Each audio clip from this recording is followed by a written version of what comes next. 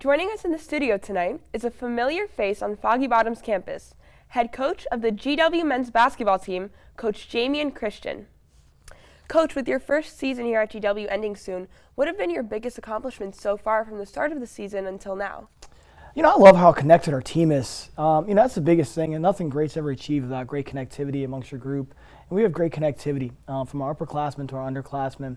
Our connectivity has just been remarkable all season long. That's the biggest thing I'm most happy about. Watching our guys compete and perform every single day, it's been a pleasure. But their connectivity, I think you can really feel it when you come and watch us play and when you see these guys walking around campus. Of course, and on Wednesday we'll be honoring 5 athletes, 5 seniors who will be leaving after this season.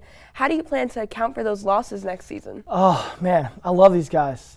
These guys have given so much to GW basketball over the years. Many of them have been injured at times and battled their way back. They've tried to give so much to the GW community. They just mean so much for where we're trying to go, and I feel like they've been such an important piece to the first layer of foundation that we've been able to lay. Guys like Leonardo Toro, what he's been able to battle through all season long and the major things he's been able to do. Juice Williams the same way, just a guy in the community that our guys love all the time. Luke Sasser brings all the kind of swagger and energy that you can imagine, and he's just a great team player. Adam Matola, just how unselfish he is on a day-to-day basis. I'm not sure people get a chance to see that, but his just unselfishness and his caring for our team has been so special. And then obviously Armel Potter has had such a tremendous year, an historic year really. When you look at his numbers and what he's been able to do in the A-10, we're going to miss all those guys, not just for what they do on the floor, but what they bring into our locker room. Of course. And now, how are you going to motivate your younger players, and what do you expect from them in terms of leadership? Well, the younger guys have had great examples above them, and that's what's great about when you're trying to build a program that's based on connectivity, is that you see the value in every person in that locker room. And I know our younger guys have really seen this value with how the upperclassmen handle themselves on a day-to-day basis. I know our younger guys are excited about carrying on the torch that these guys are passing down to them. And how did you account for injuries and in putting in players like Chase Barr to kind of sub for AT? Yeah, it's been an interesting year. We've had a lot of different adversities that kind of pop up, and every team does, and you expect some of those things to happen. And as a coach, this is my 8th year going in, you expect injuries to happen, you just don't know when they're going to happen. And so you just try to keep everybody upbeat, keep everybody motivated, having a next man up mentality. We have so much belief in everybody on the roster, and we know there's a pathway to win with everyone on our roster, and we just try to tweak things accordingly. But the biggest thing is when you have great spirit amongst each other and you believe in one another, you have guys that can step in and make great plays for you. And we've seen that time and time again this year. A guy steps into a new role and gives us great energy, and we just got to continue to have that within our program every single year. Of course. And Coach, I know that you really stress things like accountability and connectivity, but how did other effects such as mindfulness training impact the team's mental toughness this season? Well, mindfulness is everything. Just the effects it has on, being able to diffuse stress and all those things. I mean, these guys are in a competitive environment every single day. They're competing for time in practice, they're competing for plays in practice, and they don't get on the floor and they're going against great opponents. And so, mindfulness has been huge for us. We use a guy named Greg Graber, and just helping a guy be able to learn how to reset himself, how to be present in the moment, the power of the breath is what we always talk about. And I think we've really seen it in these moments. We've played so many close games this year, and we've been right there. We've won a couple, we've lost a couple, but I think our ability to maintain it and then our ability to go out and respond the way we have the next game has everything to do with our ability to be mindful. What do you think the team could have done to win some of those close games? There's been a lot. Yeah, there's been a lot of different things that kind of happen through the course of a game, and every game is sort of like its own movie, and different things happen through the course of that movie that will dictate the outcome. And so, I think our mindfulness kept us in those games. I think our ability to execute down the stretch has to consistently get better. And then sometimes you need some luck. You need some ball to bounce the right way sometimes, and, a call to go your way or the other. And, we've had some games where that's happened. We've had some other games where we haven't. But, I just love our ability to respond. And I think our ability to be connected and our ability to respond has been really spectacular. And I think when you come watch us play, every game is coming down to the last second. And that's a huge compliment to our team that you got to play us for 40 minutes, and that's going to allow us to win some games here at the end of the year. I really believe that. Now, Coach, seeing how this regular season has ended and how A-10 play has gone, what are you doing to prepare for the A-10 tournament, and how do you expect that the team will play in Brooklyn? Well, we build everything by the tournament. When you're in college basketball, it's all about March basketball, and it's all about playing really well over a 4 or 5 day span. So everything we build into our program, from how we call our plays to how we do our defense. It's built for tournament play, and that's what's exciting. We got a little glimpse of that when we were down in the Bahamas. Those 3 games in 3 days, the way our team was able to respond and react those last 2 days. That's pretty typical of how our teams have performed in the month of March.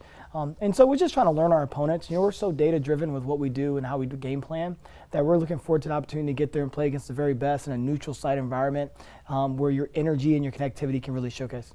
Coach, how do you prepare when you compare teams like number 4 NCAA ranked Dayton and then Fordham that isn't so much of an A-10 powerhouse team? Well, every team is so different. Every team has a pathway to win. And, obviously Dayton is one of the best teams in the country.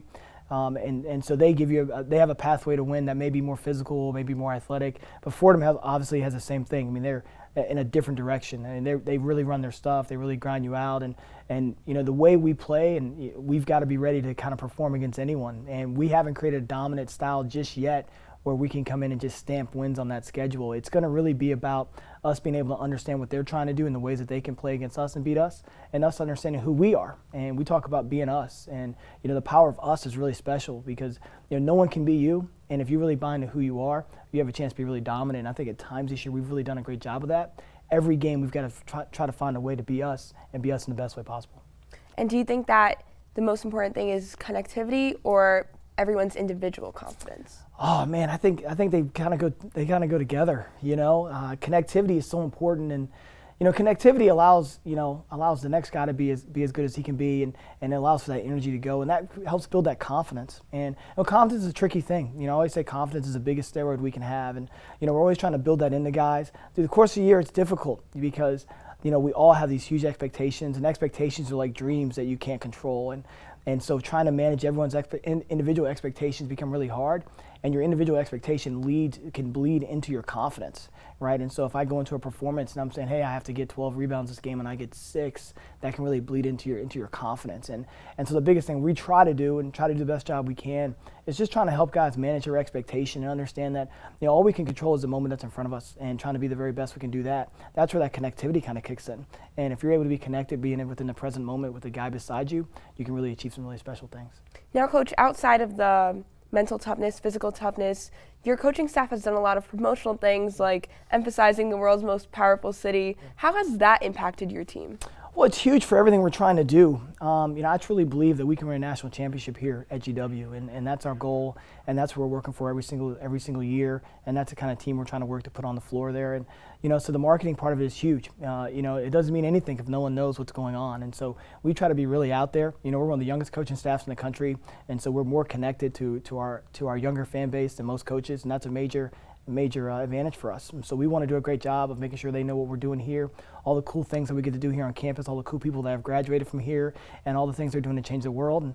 And so, being a hashtag world's most powerful city is huge. And I think it allows people to understand, wow, there's really something special going on there. How can I be a part of that? And we're going to consistently keep coming up with different ways to market what we're doing here at GW, not just for basketball, but on a university level, because there's so many special things and amazing things going on here, but we got to make sure we share those stories so the world knows. Of course. Well, Coach, thank you so much for coming on the show today, and good luck in the A-10 championship. Thanks so much. Thank you. After this commercial break, stay tuned for Hot Takes. Don't forget to check us out on Facebook, Twitter, and Instagram at GW-TV. Or check out more packages and exclusive content like our interviews with the cross-country team and the tennis teams over on our Instagram page at GWTV_unstoppable. See you next time!